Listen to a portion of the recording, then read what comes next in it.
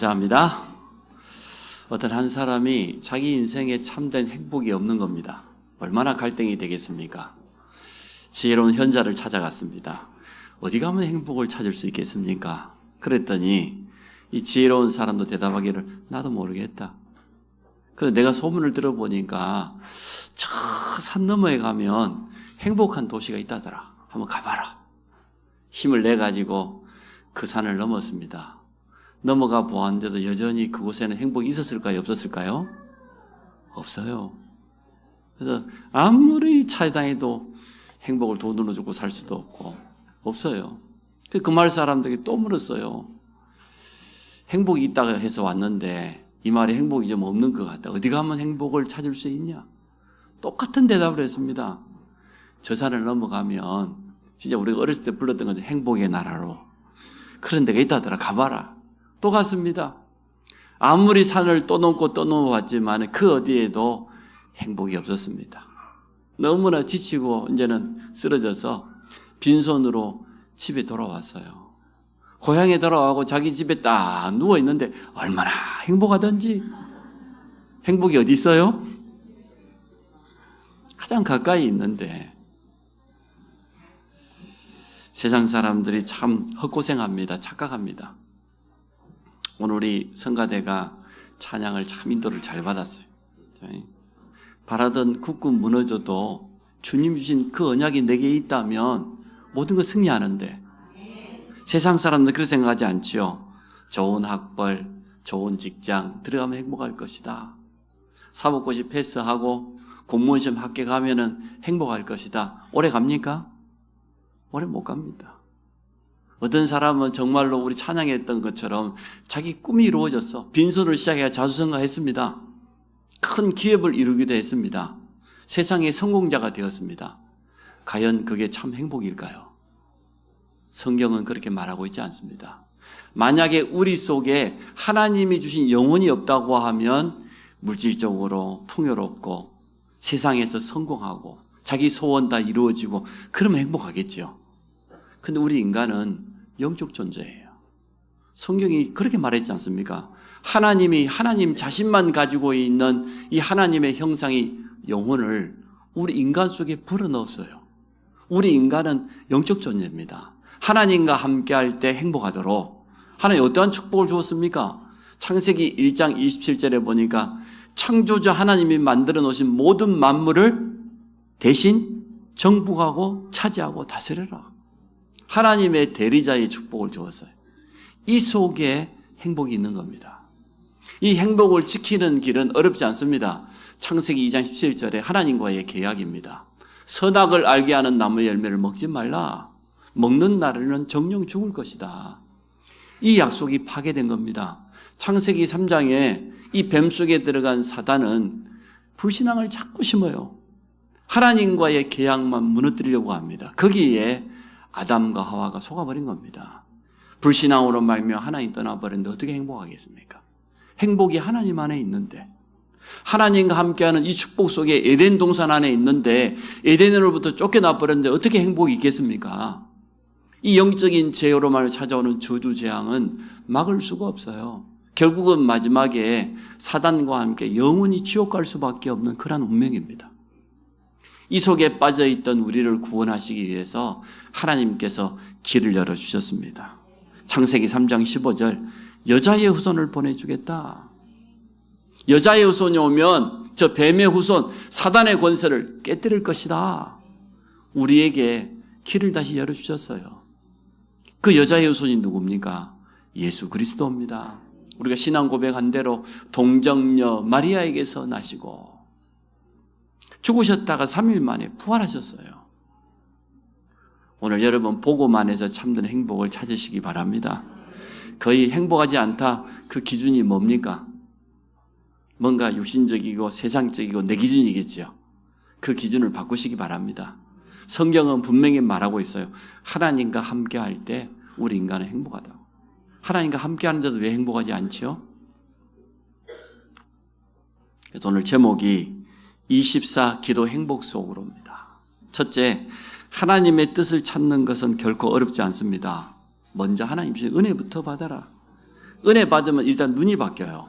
보는 눈이 바뀌면 내 옆에 사람 좀 실수하고 부족해도 괜찮아요. 정말로 성도가 은혜 받아버리면 어떤 것도 문제되지 않습니다.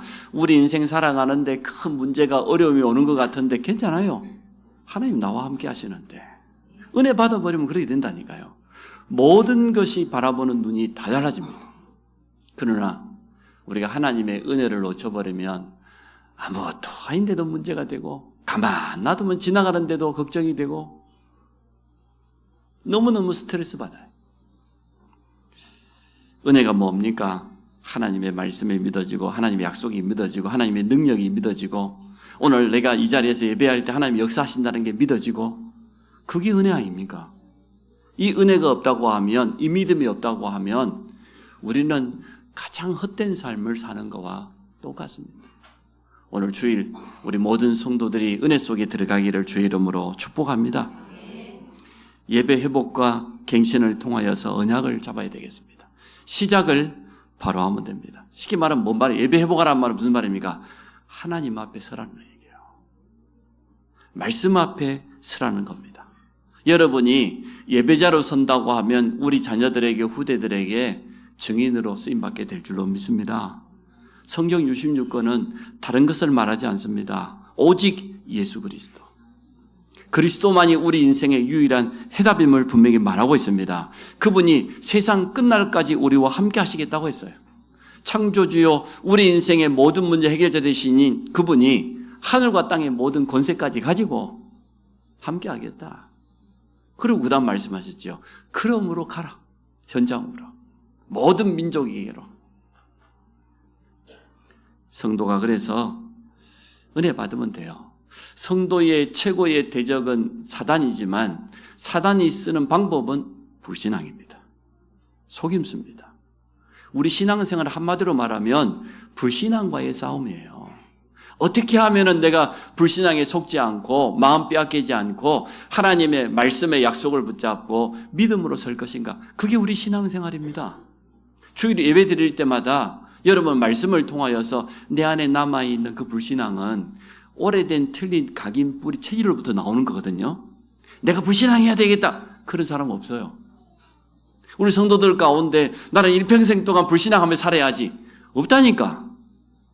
근데 지난 과거로부터 오래된 틀린 각인 뿌리 체질이 남아있어요. 이게 나도 모르게 자동으로 툭 튀어나와요. 문제만 눈앞에 다가오면 불신앙이 먼저 생기고 자녀를 쳐다봐도 불신앙하고 이거 바꿔야 됩니다. 여러분이 하나님의 은혜 속에 말씀 속에 깊이 들어가게 되면 바뀌게 돼 있어요. 하나님이 바꾸실 줄로 믿습니다. 그래서 성도는 뭐냐? 은혜 받아야 돼. 성도는 어떻게 해야 되냐? 늘 불신앙과 영적 싸움을 해야 될 줄로 믿습니다. 참 능력을 회복하시기 바랍니다. 말씀을 묵상하라고 하면 무슨 말입니까? 말씀을 붙잡으면 하나님의 능력 앞에 서는 거예요. 하나님 수준으로 올라가는 거예요. 내가 하나님은 아니지만 정말로 기도의 비밀을 가지고 있으면 내 능력이라고 하는 그 한계가 상관없습니다. 하나님의 능력이 임하는 시간이 기도하는 시간이기 때문에 영적인 힘을 가져버리면 모든 것은 다 따라오게 되어 있습니다. 우리 렘넌트들이 이제 여름 행사를 이번 주까지 하면 다 마치게 되는데 하나님의 말씀이 들어가기 원해요. 하나님 말씀이 렘넌트 속에 다 각인돼야 돼. 그래서 그 부분에 우리는 가장 신경 써야 됩니다. 어떻게 하면은 이 살아있는 하나님의 말씀이 우리 렘넌트 속에 들어갈 것이냐.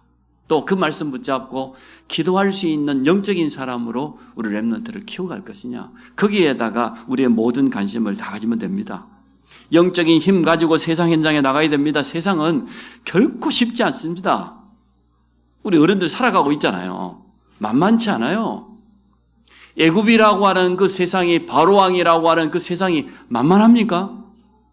세상의 능력이 대단합니다. 세상 임금 사단은 네피림이라고 하는 어마어마한 능력 가지고 지금도 세상 성공자들을 계속 배출해내는데 그 영향이 대단해요. 네피림이 한마디로 말하면 명상을 통하여서 기운동을 통하여서 집중을 통하여서 접신이요. 귀신의 능력을 갖는 겁니다. 그 힘을 가지고 있기 때문에 보통 사람이 상상할 수 없는 그런 놀라운 능력이 나타나거든요. 그게 많은 사람들은 현혹당하고 있습니다. 근데 구원받은 성도가 영적인 힘 가진다고 하면 얼마든지 이길 수 있다. 세상 나가면 하나님 준비해 놓은 정확한 응답을 누릴 수 있다. 성경에는 증거가 너무나 많지 않습니까? 양치기였던 다윗이 기름 받은 그날부터 여호와의 영에 크게 감동되었는데 세상 골리앗을 이겼어요. 블레셋을 완전히 이겼어요. 그 능력을 체험해야 된다. 성도는 그 능력으로 세상을 살아가는 것입니다. 영적 비밀을 가지고 현장으로 가야 되겠습니다. 현실만 보지 말고 또 눈앞에 있는 사실만 따지지 말고 더 중요한 진실과 영적 사실을 봐야 돼요. 현실은 요셉이 누굽니까? 노예입니다. 그것도 잡혀온 노예입니다. 사실은 노예 생활하기가 쉽지 않아요. 아주 고통의 현장이에요. 진실은 뭐요? 형들이 판 거야.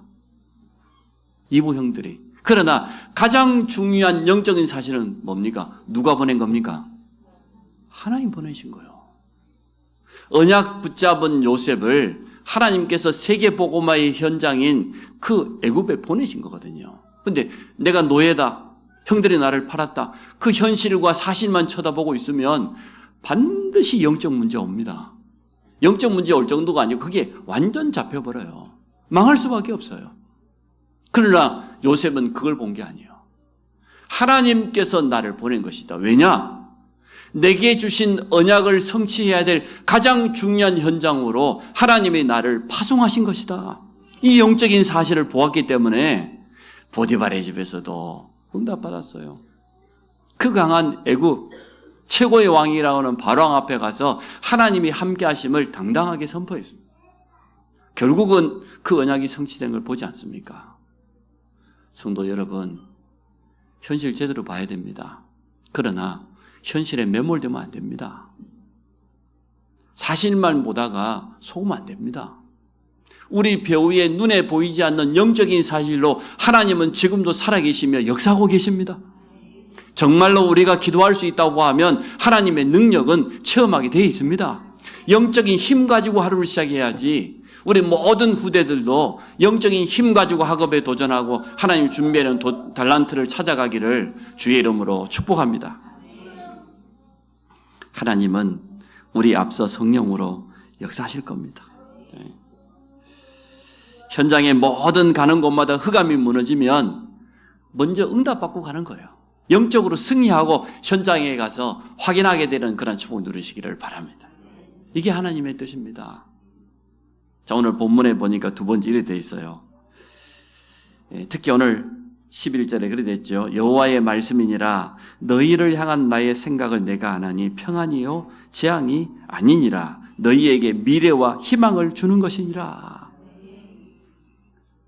바벨론에 잡혀가서 70년 동안 포로 생활을 해야 되고 성전은 다 불타버리고 빼앗기고 끌려가야 되는데 그러한 이들에게 하나님 오늘 말씀하시는 거예요. 너희를 향한 나의 생각은 재앙이 아니다.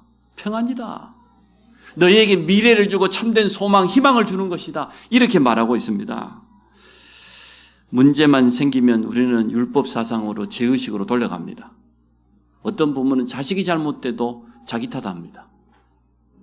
조금만 우리 현실에 문제 찾아오면 경제 문제 오면 낙심해 버립니다. 그건 하나님의 뜻이 아닙니다. 우리를 향한 하나님의 계획이 뭡니까? 그걸 우리는 찾아야 될 줄로 믿습니다.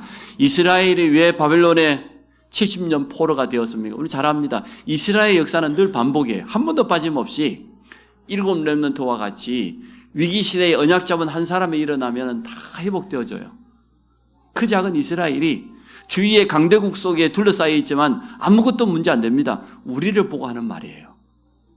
성도가 정말로 언약 붙잡고 영적인 힘 얻어버리면 세상 한가운데 던져놔도 렘넌트도 괜찮다. 우리 주위에 불신자로 가득 차 있고 불신앙하는 사람으로 가득 차 있어도 아무 문제 되지 않는다. 근데 시간 지나면 언약이 희미해져요. 지금 우리 부모 세대는 언약 붙잡고 살아보겠다고 발버둥 치는데 우리 자녀들은 언약이 희미해요. 교회 다니고 싶어 다니는 게 아니고 태어나 보니까 엄마 아빠가 교회 다니니까 교회 왔어. 응? WRC도 안 가면 안 될 것 같아. 응? 그래도 중고등도 절반 대준대. 안 갈 수가 없지. 근데 언약이 희미하고 시간 지나면 어떻게 됩니까? 언약을 잃어버립니다. 언약 놓쳐버리면 반드시 찾아옵니다. 흑암 문화가, 우상 문화가 이미 우리 청소년 현장에는 가득 차 있어요. 응? 스마트폰만 열면 그 안에 온갖 세상 문화가 재밌어요. 저도 쇼츠 들어가 보니까 시간 가는 줄 모르겠더라니까. 짧은 30초 1번 이 동영상이 하나고 나면 그 다음에 자동으로 툭 떠. 가만히 있어도. 어느 날 보니까 30분을 내가 그걸 쳐다보고 있는 거예요. 그러면 제가 이럴 것 같으면 청소년들은 어쩌겠습니까? 우리 아이들은 어쩌겠어요? 게임 속에 푹 빠질 수밖에 없어. 지금 뭐 스마트폰 하나만 가지고 태블릿 하나만 가지고 있어도 하루 종일 심심하지 않고요. 침 흘려가면서 웃어가면서 놀 수 있어. 언약이 제대로 이거 전달이 된 겁니까? 그럼 어떻게 됩니까? 세상에 다 빼앗겨요. 하나님은 하나님의 백성, 언약의 백성을 사랑하기 때문에 징계합니다. 우리가 자식을 사랑하기 때문에 훈계하고 매를 들지 사랑하지 않다면 그럴 필요 없죠. 사랑하기 때문에 하나님은 징계를 해요. 누구를 통해서? 강대국을 통해서. 그래서 바벨론이, 아수르가, 아람이, 애굽이, 로마가 끊임없이 이스라엘 역사 가운데 재앙이 찾아온 겁니다. 그럼 누가 끌려갑니까? 후대가 끌려가요. 포로로. 또 끌려가면 너무 힘드니까 거기서 또 다니엘처럼 부르짖어서 기도합니다. 뜻을 정하고 또 회개운동합니다. 우리가 잘못했다고. 하나님은 또 봐줘요. 여러분도 똑같아요. 언약 잡고 살 때는 할렐루야 했었는데 세상 바라보고 눈을 돌려보니까 세상에 재밌는 것도 많아. 언약은 희미해지고 나중에는 세상 사람들하고 보낸 시간이 대부분이고 그들하고 똑같은 관심 가지게 되고 후대들에게 언약 전달하고 했는데 마음대로 되지도 않지. 흑암이요. 가만히 있지 않아요. 희미해지고 상실해버리면 또 하나님은 사랑하기 때문에 정신 차리라고 징계를 합니다. 또 우리는 하나님의 사람이기 때문에 또 회개합니다. 주여, 천부여, 의지할 곳이 없어서 두 손 들고 옵니다. 하나님은 또 회복시킵니다. 이러한 역사가 사이클이 돼가지고 이스라엘 가운데는 계속 반복되었어요. 근데 하나님은 오늘 뭐라고 말씀하십니까? 바벨론 70년 포로 생활에서 회복시킬 것이다. 포로된 현장에서도 정말로 언약 잡고 기도하는 사람이 있다고 하면 하나님은 회복시킬 것이다. 다니엘과 세 친구가 그랬지 않습니까? 느헤미야가 그랬지 않습니까? 회복되었어요. 그래서 너희에게 미래와 희망을 주는 것이라고 분명히 약속하고 있습니다. 그뿐입니까? 오늘 12절에 보니까 너희가 내게 부르짖으며 내게 와서 기도하면 내가 너희들의 기도를 들을 것이요 너희가 온 마음으로 나를 구하면 나를 찾을 것이요 나를 만날 것이다. 그 14절에 종합적으로 말씀했죠. 너희를 포로된 중에서 다시 돌아오게 하되 내가 쫓아보내었던 나라들과 모든 곳에서 모아 사로잡혀 떠났던 그곳에서 돌아오게 하리라. 이것이 여호와의 말씀이니라. 성전을 회복시켜 주겠다는 겁니다. 바벨론 사람들이 어떻게 했습니까? 참 히스기야가 참 잘했어요. 왕이 되자마자 우상과 모든 산당들 다 없애버리고 오직 여호와께. 그랬던 히스기야가 죽을 병에 걸렸다가요. 하나님 기도해가지고 응답받았어요. 다시 살아났어. 생명의 연장받았어. 그랬더니 애국에 있는 나라들이 사신을 보내가지고 축하한다고. 어떻게 죽을 병 걸려서 살아났냐고. 그랬더니 히스기야가 너무 교만해가지고요. 성전 다 보이죠. 우리는 금으로 이렇게 만들어가지고 여호와 하나님께 예배한다. 또 무기고를 다 열어가지고 보여줬어. 우리는 이렇게 어마어마한 무기를 가지고 있다. 바벨론 사신이 와서 보고요. 너무너무 욕심나는 거예요. 가가지고 자기 나라 왕에게 일렀어요. 가보니까 이스라엘 그 예루살렘 성전은 금으로 벽이 발라져 있더라. 온통 모든 기구들이 금이고 보석들이 있더라. 우리 가서 빼앗아 오자. 응? 결국은 아수르가 쳐들어왔지 않습니까? 결국은 바벨론이 쳐들어왔지 않습니까? 다 빼앗겼어요. 성전은 불타고 모든 성전 예배드리는 기물은 다 빼앗기고 하나님께 예배드려야 될 그 성물을 가지고 바벨론 사람들이 술잔 삼았다고 그랬잖아요. 성경에 기록되어 있습니다. 그러한 범죄를 저지른 데 실수를 저지른 듯 하고 하나님은 다시 회복시켜 주겠다는 겁니다.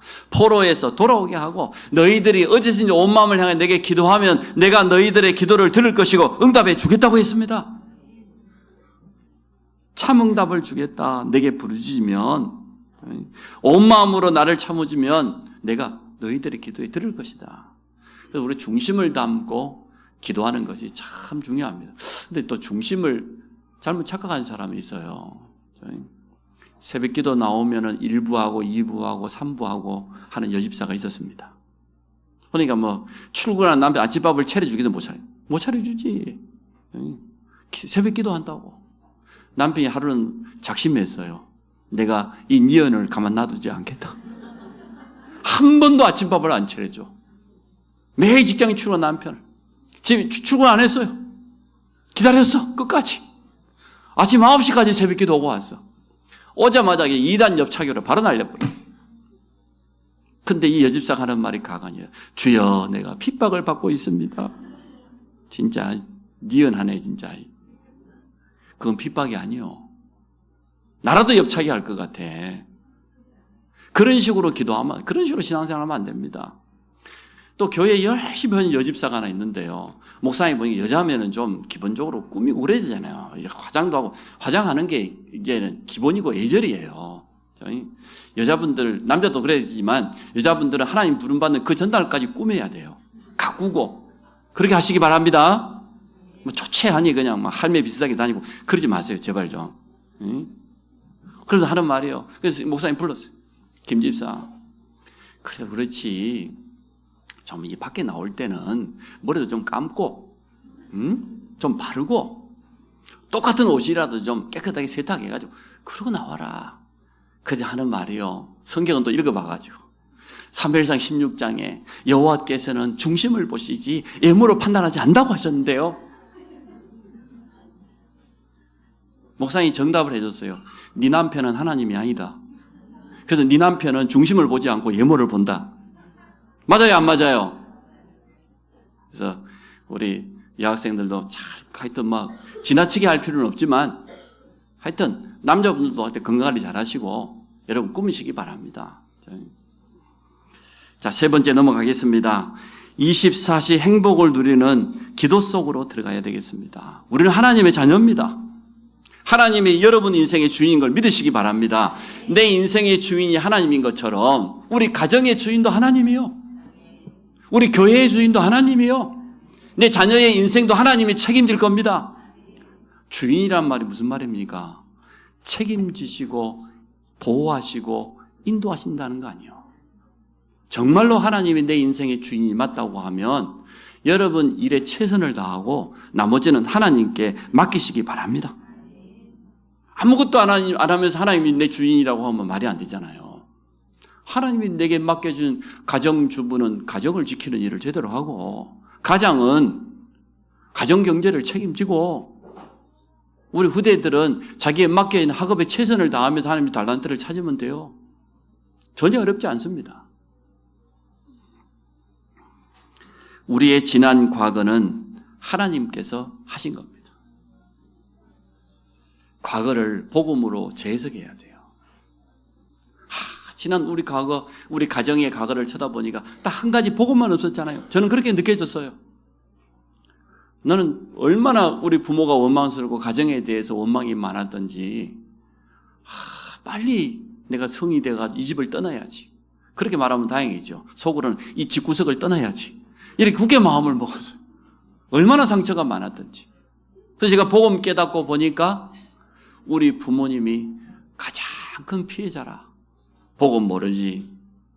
지금까지 가문의 흐름, 우리 5,000년 역사는 우상, 흑암 문화잖아요. 조상지사 지내고 귀신 섬기고 그러면 되는 줄 알고 불신자가 말하는 운명이라는 단어 가운데서 그대로 살아왔어요. 그러니까 상처받고 늘 공격당하고 가슴 속에는 한 밖에 안 남아있고 우리 정신문제 올 수밖에 없는 거지요. 몸이 병들 수밖에 없잖아요. 후손에게까지 이 저주가 내려올 수밖에 없잖아요. 한 가지 딱 창세기 3장과 복음만 몰랐어.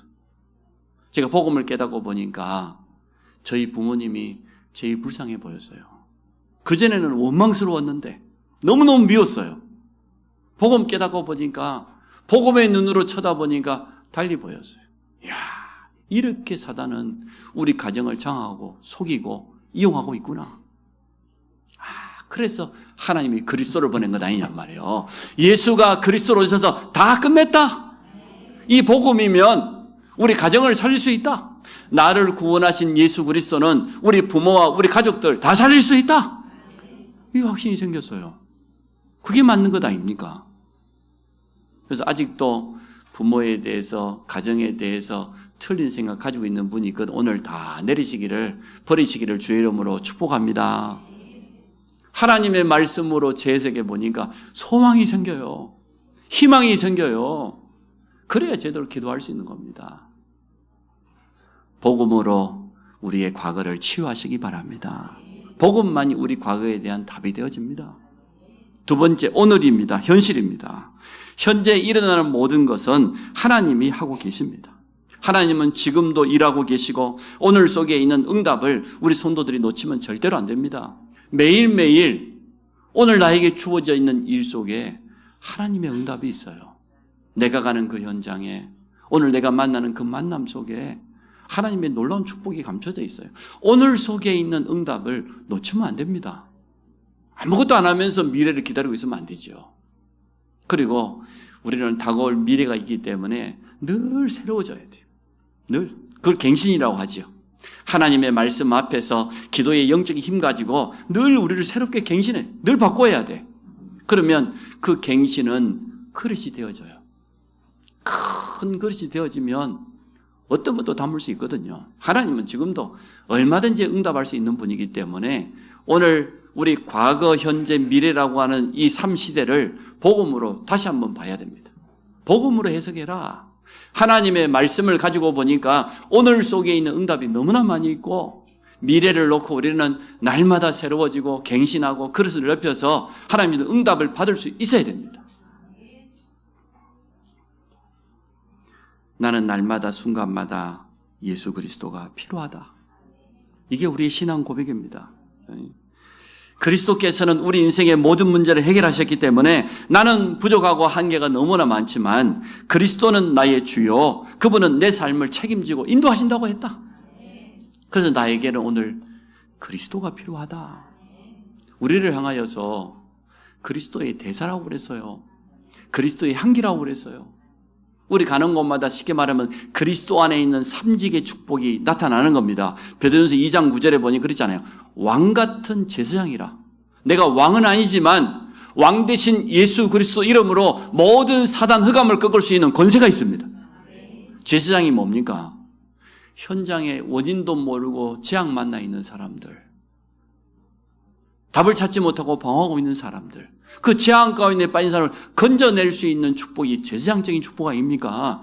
구약의 피해배를 통해서 모든 저주쟁을 막았던 것처럼 우리를 향하여서 빛을 선포자래. 우리 안에 어둠 가운데 있는 우리를 불러서 그 기이한 빛을 선포하는 자라 그랬잖아요. 선지자의 축복. 베드로전서 2장 9절 한 요절 속에 선지자, 제사장, 왕적인 축복이 다 약속되어 있어요. 우리를 보고 한 말이에요. 우리 자신이 아무리 부족해도 그리스도께서는 하실 수 있습니다. 주님의 뜻만 맞다고 하면 하나님은 얼마든지 역사하십니다. 내게 영적인 문제는 문제될 거 없어요. 영적인 문제 없는 사람이 어디 있어요? 다 있어요. 어떤 사람은 좀 크게 드러나고 적게 드러나고 그뿐이지 모든 사람은 다 영적인 문제 있습니다. 다윗은 영적 문제 없었습니까? 요셉은 영적 문제 없었습니까? 고자질쟁이잖아. 형들이 실수한 거 다 아버지에게 갖다 물어바치고. 다윗도 마찬가지요. 왕이 돼가지고 교만해가지고 인구조사해가지고 말이에요. 얼마나 많은 백성이 죽었습니까? 바세바 보세요. 견누질 하다가 영적 문제 있어요. 누구나 다 있어요. 없는 사람 없어요. 그러나 정말로 그 영적인 문제 때문에 복음을 붙잡는다고 하면 그 영적인 문제는 하나님께 가장 귀하게 쓰임받게 될 줄로 믿습니다. 성격이 급한 사람은 급한 대로 쓰임받고 느긋한 사람은 느긋한 대로 쓰임받고 문제될 거 없어요. 욕 잘하는 사람은 욕 잘하는 대로 쓰임받고. 자, 그래서 결론이 24 기도 행복 속에 들어가는 겁니다. 그렇게 되어지면 어떤 것도 문제되지 않습니다. 자, 우리는 이제는 하나님의 말씀이 정확하기 때문에 말씀의 흐름을 타고 있습니다. 이제는 24 기도 속으로만 들어가라. 자, 오늘 여러분이 결단하는 날 되어지기를 간절히 원합니다. 하나님께서 하실 일을 기대하면서 믿음을 가지고 24 기도 속으로 들어가라. 제가 내일부터 일본 나고야 가는데 일본은 지금 지진이 1일날 마야자키 현 보니까 지진이 보니까 7.1이에요. 7.1이면 대단한 것 아닙니까? 그 옆에 보니까 6.8이라. 6.6 계속 지금 지진이 계속 있어요. 일본은 150년, 100년마다 한 번 찾아오는 난카이 지진이라고 하는 게 있어요. 2011년에 동일본 대지진을 훨씬 뛰어넘는 거의 100년마다 한 번씩 다가오는 지진인데 난카이는 해구입니다. 필리핀 판하고 유라시아 판이 만나는 지점에 있는 해구요. 이 두 가지 판이 이제는 맞닥뜨릴 때 큰 지진이 일어나잖아요. 이게 100년마다 150년마다 꼭 한 번씩 찾아온다는 거예요. 지금이 그때라. 그러니까 지금 마하자키 현에 시작된 지진이 계속 일본 남쪽을 타고 계속 이쪽으로 올라가고 있잖아요. 제가 이제 그쪽에 가야 되거든요. 다음 주에. 우리 집에 있는 분이 가지 말으래. 비도 많이 오고 지진이 지금 계속 일어나고 있는데 제가 말해서 괜찮다. 여러분 기도해 주시기 바랍니다. 그러니까 제가 걱정하지 말으라고 여행자 보험 하나 들어놨어요. 내가 혹시 가거든 3억짜리. 그게 무슨 도움이 되겠습니까? 우리의 참 행복은 다른 데 있지 않습니다. 여러분 하나님 앞에 서시기 바랍니다. 오늘 본문 말씀에 그랬잖아요. 너희가 바벨론 포로되지만 다시 회복될 것이다. 너희를 향한 나의 생각을 내가 안다. 재앙이 아니다. 평안이다. 일본 땅은 우상나라라는 거 잘 알지 않습니까? 정신적으로 어려움 당한 사람 너무나 많이 있습니다. 그 일본 땅에 누가 필요합니까? 보험 가진 사람이 필요해요. 일본에 있는 RTS 학생들이 지금 1년에 한 2번씩 하는 집중훈련을 얼마나 기다리고 있는지 몰라요. 아무 문제 될 거 없어. 여행 가는 사람들 다 취소했대요. 일본 지진 때문에. 저는 갑니다. 그래서 여러분 24시 계속 기도해 주시기를 바랍니다. 24 기도 행복 속으로 들어가라. 24 뭐 하고 있습니까? 다른 것만 붙잡고 있으니까 우리가 사실 힘든 거 아니에요. 렘넌트들 여러분 24시간 중에 가장 많은 시간을 뭐 하면서 보냅니까? 여러분 24 할 것도 없어. 5분만 하면 돼. 5분만. 예배드리고 나면 말씀 딱 하나 붙잡고 아침에 일어나서 딱 5분만 하나님 나에게 성령 충만을 주옵소서. 영적인 힘을 허락하여 주옵소서. 하여튼 뭐 태블릿이든 스마트폰 뭐 가지고 하고 싶은 거 다 해. 다 하면서 5분만 기도해. 5분만. 응? 하나님 역사하세요. 왜 행복이라는 단어를 넣었습니까?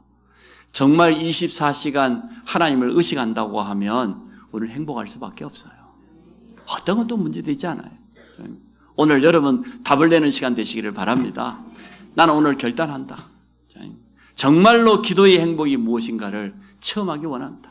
또 이 일에 증인되어지기를 원합니다. 여름 행사가 이번 주까지 계속되어집니다. 우리 후대를 놓고도 기도해 주시기 바랍니다. 우리 같이 한번 기도합시다. 하나님, 기도 행복이 무엇인지 내가 체험하게 하여 주옵소서. 또 우리 후대들이 계속해서 여름 행사를 하고 있는데 렘넌트들에게 말씀이 전달되고 기도의 영적인 힘을 체험할 수 있도록 축복하여 주옵소서. 다음 주에 있는 우리 나고야 일본 동문집중 위해서 한번 우리 합심으로 한번 잠깐 기도하도록 하겠습니다. 하나님, 우리 모든 성도들이 기도 행복의 축복을 누릴 수 있도록 은혜를 주옵소서. 하나님 앞에 서기 원합니다. 우리를 향한 하나님의 생각은 평안이라고 했습니다. 미래에 참된 희망과 소망을 주는 것이라고 했습니다. 우리 모든 성도들이 기도 24의 행복 속으로 들어가게 하여 주옵소서. 나를 넘어서는 현실을 뛰어넘는 하나님의 영적인 세계를 바라보는 영안이 열리는 시간 되도록 축복하여 주옵소서. 또 남아있는 여름 행사를 축복하여 주시고 우리 전문 사역자, 교사와 모든 중직자가 후대를 마음에 담고 기도하며 도울 수 있도록 축복하여 주옵소서. 모든 렘넌트들의 이번 기회에 영적인 힘을 체험케 하여 주시고 또 다음 주에 있는 일본 동문 집중훈련을 통하여서 말씀을 주시고 거기에 있는 모든 신학생들과 우리 선교사들이 큰 힘을 얻게 하여 주시고 우상과 흑암문화 가운데 빠져있는 일본 땅을 살리는 새로운 전도 선교문이 열리는 시간으로 축복하여 주옵소서. 예수 그리스도 이름으로 기도합니다.